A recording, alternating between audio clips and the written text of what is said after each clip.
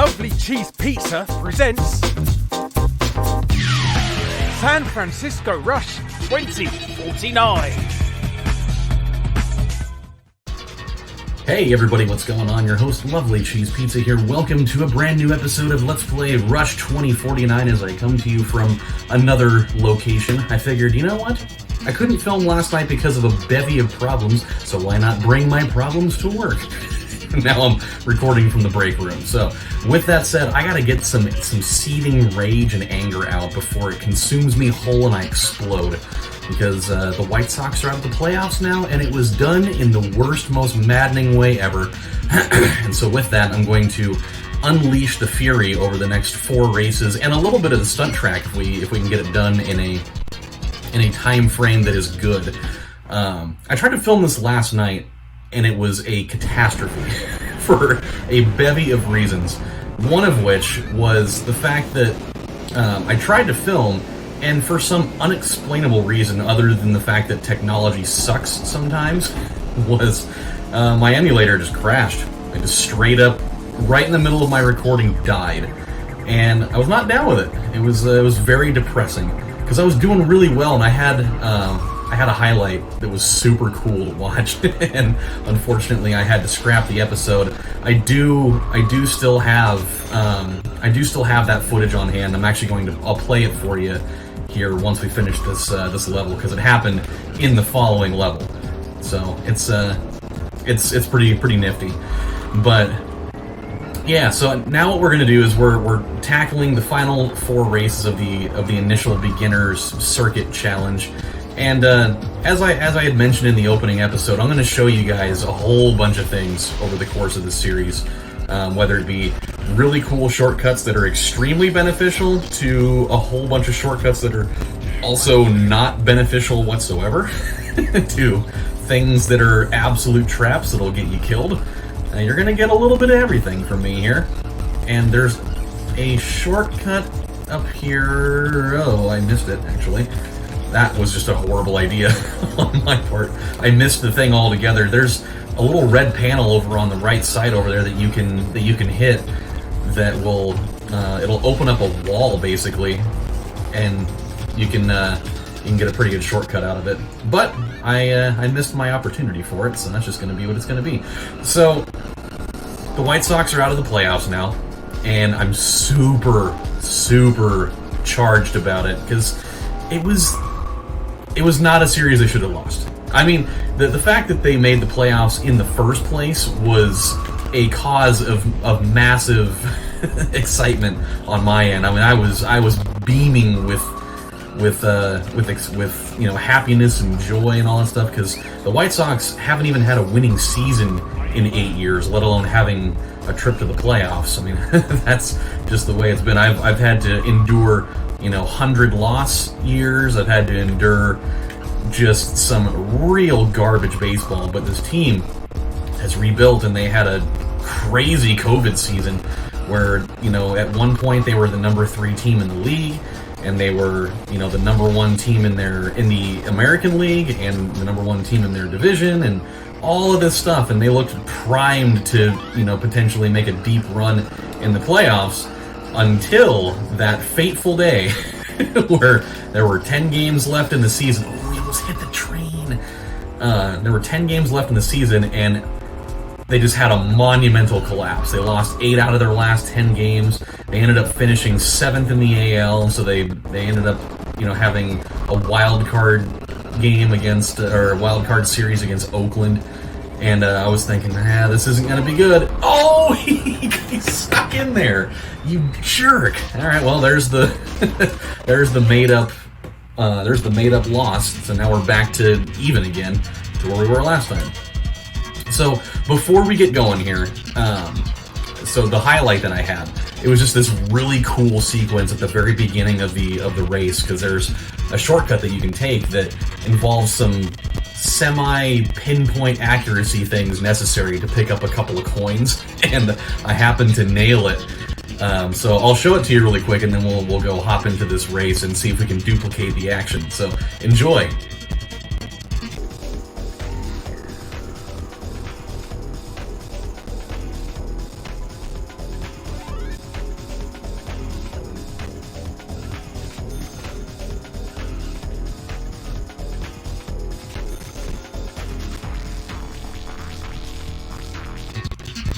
Was that not sick or what? I've never pulled that move off in perfect sequence before, where you get the silver coin in the twisty tunnel, and then you have to engage your wings, do a barrel roll, and grab the gold one, and still land it and keep going. In all my years playing this game, I've never pulled that off. So it was pretty cool.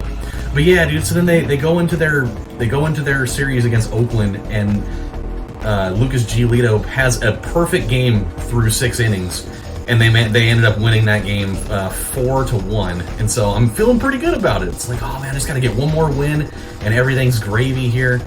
And then I get to move on and play against the Astros, and then I can take them out because God knows I wanted to. Okay, well I missed that coin. Can we get this one? We got that one at least, so that at least worked out pretty well. It wasn't as, theatrical as how I did it in the other one, but at least we came out with the gold one, which was harder to get. But yeah, then they came out and they absolutely just choked it away. I mean, it was really ugly. And even in game 2, they still had an opportunity. Oh no! Okay. They still had an opportunity to come back and win it in the 9th inning, because Oakland's pitching just totally shat the bed. But game 3, the winner-take-all scenario, they go up 3-0. And then, all you got to do is just maintain. Your pitching has been good all year. And for whatever reason, Rick Renteria decides to pull the most incomprehensible bullpen management move I have ever seen. And over the course of the first 6 innings of the game, used 7 pitchers. I don't understand. There's so many teams that do this in playoff baseball, and I don't know why. Like, why would you mess with the formula that has worked virtually the entire season? I mean, I understand to a point in the first inning, the starting pitcher gave up a couple of hits, and there was a runner in scoring position right out the gate, and so they took him out. And then they brought in a second pitcher, and he got 2 outs, and then he hurt himself and had to come out. So I understand the first 2 pitchers coming out, but what I don't understand is everything that happened after that. It was a move that, there wasn't a single pitcher that pitched more than like an inning and a half the rest of the game until like the 7th inning. And it was a absolute downpour of failure. I mean, they walked 9 batters in that game. They left 13 men on base offensively, where they had bases loaded with 2 outs like 3 different times and couldn't score. And it was just, it was the worst. It was a horrible way to crumble down and blow a playoff series. And that's going to leave a sour taste in my mouth. But I guess I have to be excited at the fact that they at least made the playoffs and had a winning season, which exceeded my expectations at the beginning of the year. So it sucks, because I really felt like they had the potential to do a lot more there than what they did. But what do you got? It's just the way things go. Let's see if we can get up there this time and snag that silver coin. See if everything can work out here. In the next race here, in just a couple minutes, I'm going to show you guys that super ridiculous... Nope, still can't get it. That super ridiculous game-breaking glitch. Well, it's not game-breaking, but it totally busts the integrity of the 3rd race, because it cuts out so much space. It's absurd how big of a lead you can get if you're able to execute that shortcut properly 3 times in a row. Like, you almost have to be like a blind dead dog with no working limbs or opposable thumbs, which if you're a dog you wouldn't have opposable thumbs, to be able to find a way to lose that race. Especially in the beginner cup, where the AI is significantly worse at their job of trying to make it interesting. So it is something. So we got a pretty easy one there. I mean, there was literally 1 car within like a mile of us there. And the 5th best time is from a player called Sniff Sniff. Something tells me he was doing the Bolivian marching powder. Okay, 2 races to go. We're moving along. This track is probably my favorite in the whole game outside of the Rock once we eventually unlock that thing, but it's because of this shortcut that makes it so stupid. So this area over here on the right all you have to do is just go drive in here. Like, it's not something that's way out of your way. You just have to know that it's there and have the instinct to want to go down and investigate it. But it is unbelievable. Look at my mini map and see how much of the track it's cutting off. It's so much. It's so much space, and it doesn't make any sense why they would do that. It's so unfair. And the best part about it is, don't take the jump. If you take the jump, it ruins the whole thing, because it sends you straight up in the air. Like, that's the area where the shortcut becomes unhelpful, and it's actually more of a detriment. If you just abort right there at the very beginning of the jump, it puts you back on the track and you're good to go. So it just it's knowing about timing. But now, I mean, we have a gargantuan lead, and like I said, if you can pull this off 3 times in a row, you're good to go. That was one thing about this, that I think that same shortcut is available in the arcade version of it. I think this may be like a Mandela effect thing where I'm trying to remember it and it's not real. Because I feel like when I used to play this as a kid all the time at the arcade, the guy that ran the arcade, he had, you know, a ghost lap that was extremely good, that he utilized this shortcut, and I think that he and I used to just go rounds battling back and forth of who could have the best one. And initially when I would do this race, he would just thrash me, and I couldn't figure out why until he actually turned the ghost player on so you could see where he was going, and I finally figured out that he was doing that. And then I was just like, oh, you dirty rat, and then I was able to catch up to him on it. At least I hope that's not like a fabricated memory of just something that never even happened that I just created for myself. That'd be weird. I feel like my brain would have been infiltrated in the Matrix and false memories were planted in there by, you know, microchips or weird little bugs that go in through your belly button, and they have to rip them out with a weird, you know, electric gun that has a blender attachment on it. I always thought that was a weird item in the Matrix universe, was that gun that Trinity uses in the back seat of the car on Neo, when she has that weird little thing that searches for the machine that was in Neo's body, and they'd suck it out with the vacuum thing, and then it electrocutes it and puts it through the blender, and then it shoots it out onto the road. It's such an odd item to have in there, but yeah, what are you gonna do? So get this. This is I read this story this morning while I was here at work doing some paperwork. I was perusing through Twitter when I had an open minute, and the first thing that pops up on my timeline was from this guy, this situation that happened up in Portland. I think it was like last night or the night before. It was this guy that got arrested. He got arrested for stabbing an employee at a restaurant after failing to pay. And I'm just like, what the hell happened? So I read into it, and the guy apparently went into the restaurant and ordered food, knowing full well already that he wasn't going to pay for it. And so when it came time for them to bring him the check, the guy just goes completely mental and just starts like acting like a crazy person. And when they attempt to, you know, when they tell him they're going to call the cops and you know, do all that stuff and like kick him out, he just like pulls a shit out of his pocket and just like jabs it right into the waiter or waitress's back, and then like slashed him on the arm.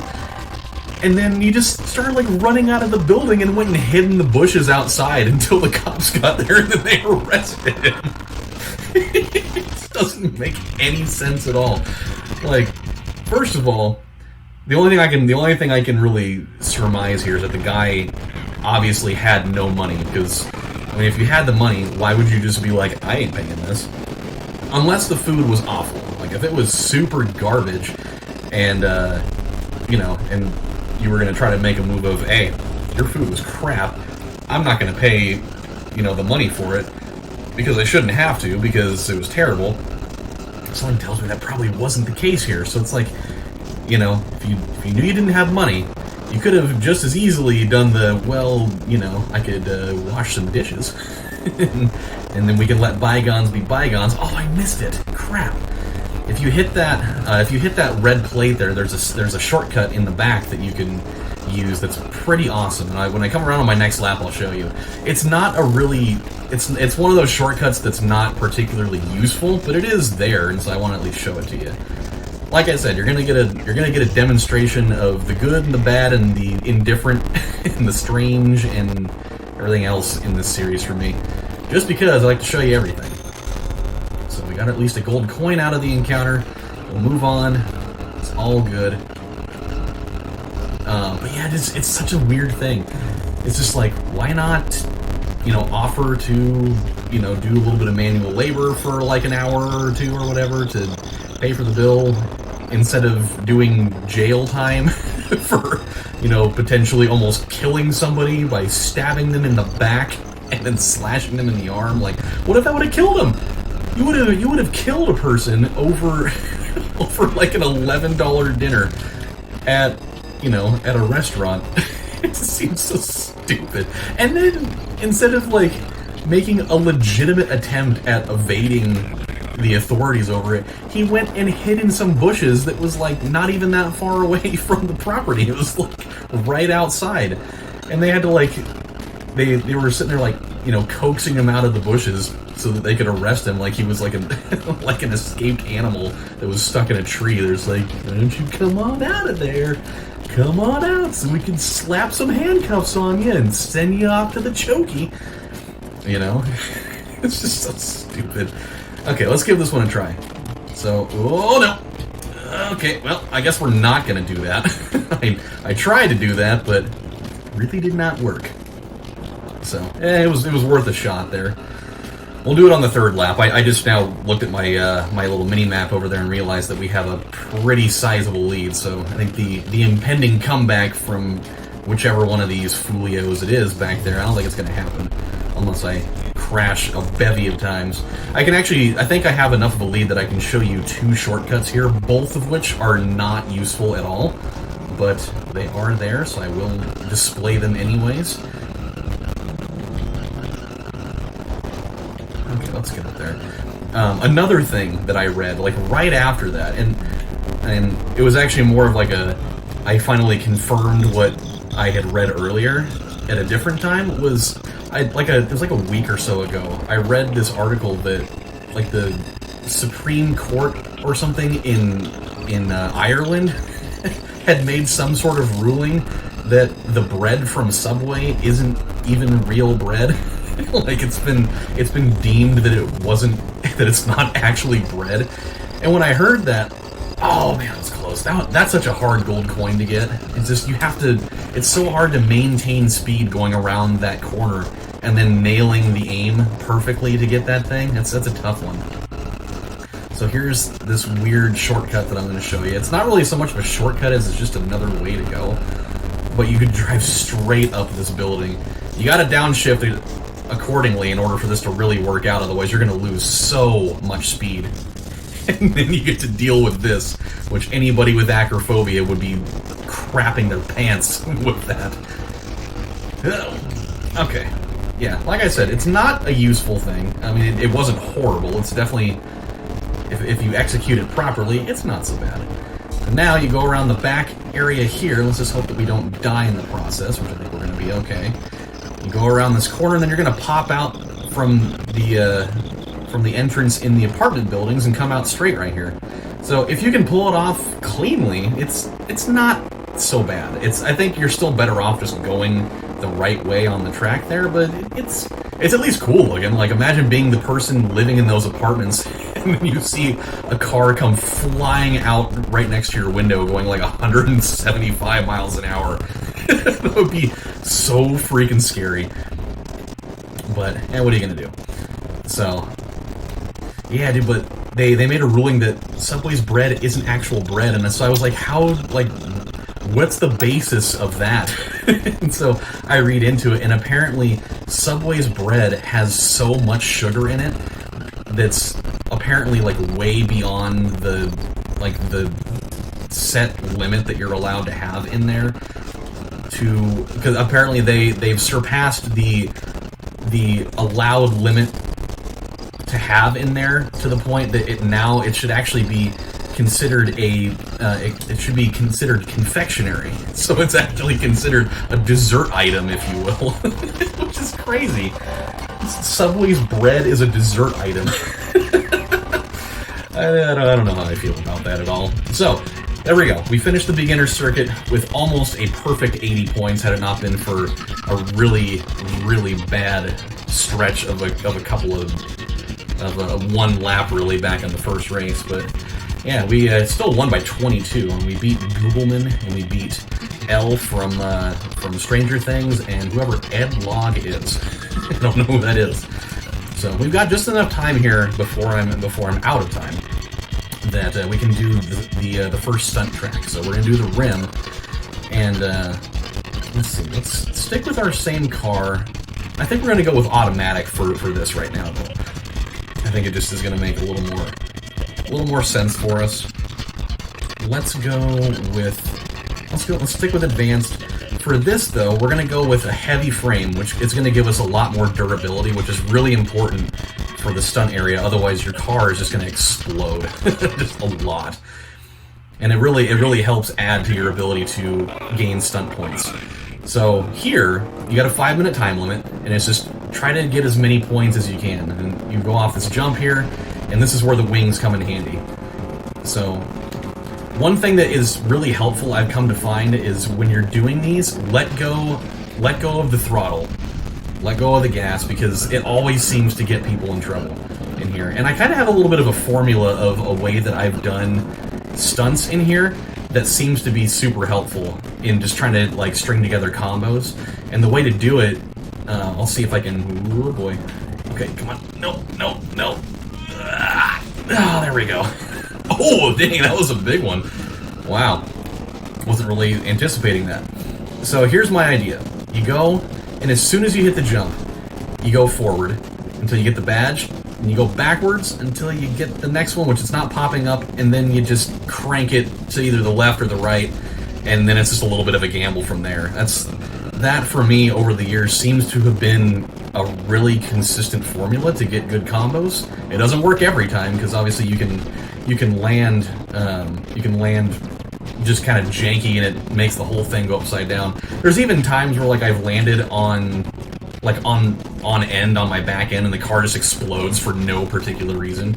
Oh, that would have been a good one. Oh, that sucks. I'm sure there's probably like way better formulas for pulling this off than the way that I'm doing it, but it's just the way that I used to do it when I was a kid, and so I just kind of maintained doing that.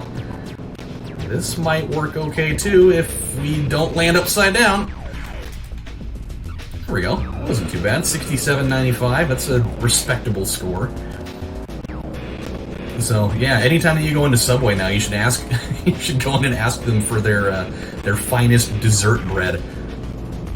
Oh, dude, that would have been perfect if I wouldn't have blown up right there. Ah, I got gypped on that hard. Had I hit that lip and stayed intact, that was gonna go for some big points. Had I actually landed it. Here we go. Oh, nope. There we go. Perfect. Yeah, 63.45. That's pretty good. 25.548. That's not too bad. I mean, for my first time doing the stunt course in a really long time. We're unfortunately, we're going to be doing these for a while because in order to obtain the gauntlet track, which is the one that we can unlock at the end of all this stuff, we have to accrue 1 million stunt points total. So it's gonna be, oh man, I almost had the opportunity to get a silver coin there. It's gonna be something we're gonna be doing for a while, and I may very well do some of it off screen. I don't know. I mean, if you guys want me to not do that and just, do them all on camera, because this is kind of it's a fun series to do and just to be able to talk about stuff and have a good time with it. Oh my lord, man, that would have been awesome. It's such a gamble, There's no surefire formula necessarily without cheats to be able to get things like that to happen. Okay, no, I don't know, no. Rough time, man. Rough times. We're gonna get it though. Yeah, you should just go in and ask for their finest dessert bread with their premium, totally potentially fake meats and such. Yes. Yes, sir. Ooh, that wasn't 11,655, and that wasn't even as good of one. Here you go, sir. Thank you. All right. We got just one more minute to go, and then we'll definitely have to end this one. We're sending my other compatriot off to his lunch break, and so I'm gonna have to head back out on the floor as my lunch break is basically over. But hey, at least we were able to get a lot of things done in this episode. We got some stunt related stuff done. We got our first circuit done. Oh no! Gotta hold on to it. There we go. That seemed like an abnormally low score considering what we pulled off in that. We got 35 seconds left though, so if we could get to 50,000, I'd feel like we did pretty solid for a first roll. Oh boy, this is not going to be good. Oh, come on. You can do it. You can do it. There we go. That was only 2,600. Wow. See, and this is why it's really important to make sure that you can get as many different types of tricks in here. I mean, if you just dedicate everything to one type, then it's really not going to benefit you. Here we go. This could be useful. I'm gonna see if I can do it on my own. Oh. That one had potential of ending up putting us over the 50,000 threshold, but that's okay. We got 42,925. That's not too bad. So, with that, my friends, we're going to call it good right here. When we come back next time on Let's Play some more Rush 2049, we're going to start up the intermediate circuit, now that we have that available, because I think that the prize car at the end of that, or the prize at the end of this thing, is a new car. So, with that, my friends, this is your host, Lovely Cheese Pizza, saying thank you guys for stopping by and watching, and I will see you next time. Take care, everybody. Have a good one. Bye.